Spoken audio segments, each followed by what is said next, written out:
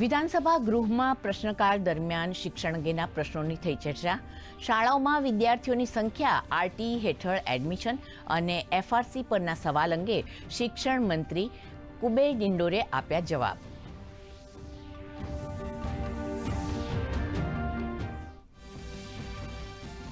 વિધાનસભામાં કૃષિ મંત્રી રાઘવજી પટેલનું નિવેદન. કહ્યું, ખેડૂતોને સ્માર્ટફોનની ખરીદી પર સહાય આપવાની પહેલ કરનાર ગુજરાત દેશનું સૌપ્રથમ રાજ્ય. તો 2 વર્ષમાં કચ્છના 4088 ખેડૂતોને ટ્રેક્ટરની ખરીદી પર પણ અપાઈ સહાય.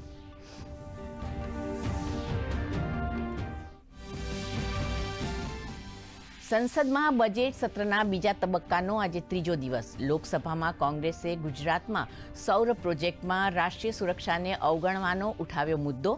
રાજ્યસભામાં ગ્રેટ નિકોબાર મુદ્દા પર ચર્ચા.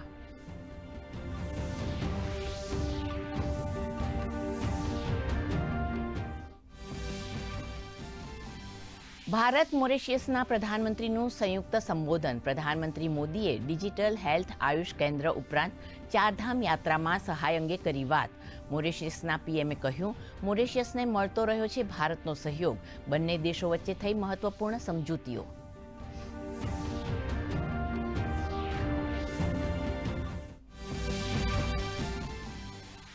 શિક્ષણ મંત્રી પ્રફુલ્લ પાનસેરિયાએ રાજ્યની જનતાને હોળી ધૂળેટી પર્વની પાઠવી શુભેચ્છા.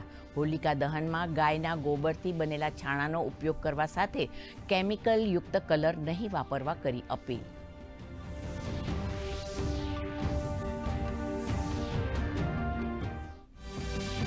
હોળી પહેલા જ રાજ્યમાં કાળઝાળ ગરમીની શરૂઆત. આજે 9 જિલ્લામાં રેડ એલર્ટ, 3 જિલ્લામાં યલો એલર્ટ. અમદાવાદમાં મહત્તમ તાપમાન 42 થી 43 ડિગ્રી સુધી જવાની શક્યતા.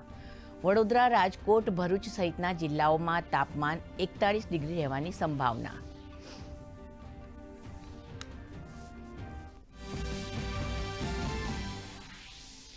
અને બલુચિસ્તાનમાં પાકિસ્તાની ટ્રેન પર હુમલા બાદ બીએલએએ યુદ્ધબંધીઓની અદલાબદલી માટે પાક સરકારને આપ્યો 48 કલાકનો સમય.